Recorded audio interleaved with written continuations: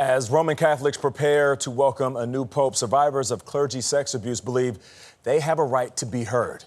And they want the cardinals to think about them when they write down their votes in this week's conclave. Shaun Dougherty was one of hundreds of thousands of young Catholics believed to be abused by clergy. He told Nikki Battiste he has very specific goals for the next pope. Morning passage. Thank you, sir. When Pope Francis first became ill, Shaun Dougherty headed to Rome, to Vatican City, on a mission. What's your hope while you're there? The Vatican creates a law making it a crime to rape children. It's a simple request. As the church prepares to elect a new pope, Dougherty, alongside fellow survivors and advocates, wants to make sure the voices of Catholic clergy abuse survivors and victims cannot be ignored. If you were to grade Pope Francis on how he's handled the clergy sex abuse crisis, what would it be? Absolute failure.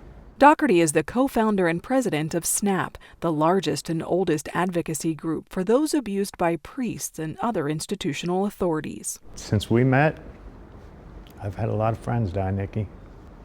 A lot. Not one or two, not three or four. Many. 52, 59, 61.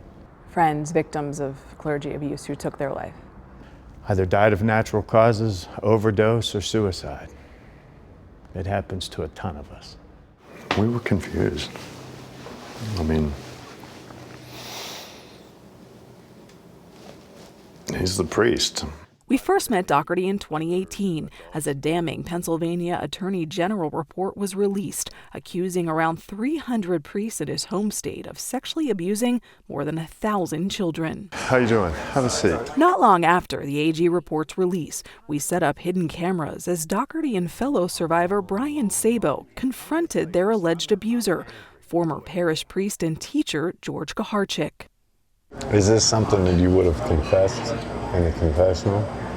Oh, I have. I'm not certain. Dougherty was 10 years old when he says the sexual abuse began. I'm certainly sorry for any harm I've caused and ashamed of everything that I did back then. Has Pope Francis, has the Catholic Church made changes when it comes to clergy sex abuse and cover-up since we met?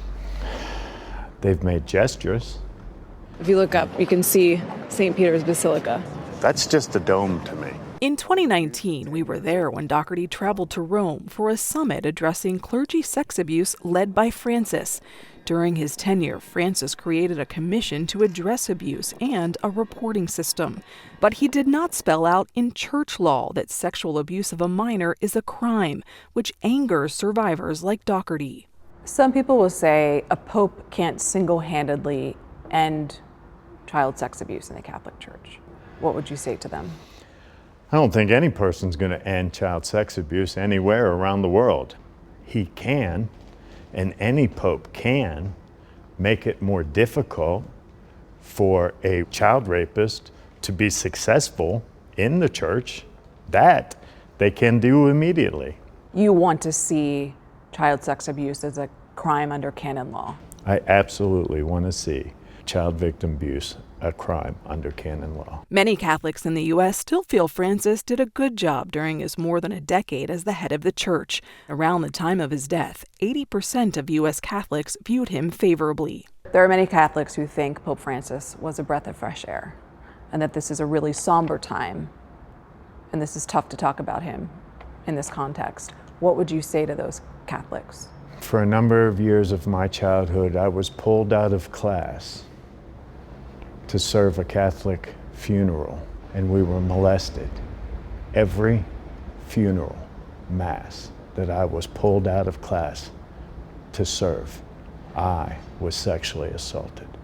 It may be a somber time for Catholics. It is the perfect time for me. For CBS Mornings, I'm Nikki Battiste in New York.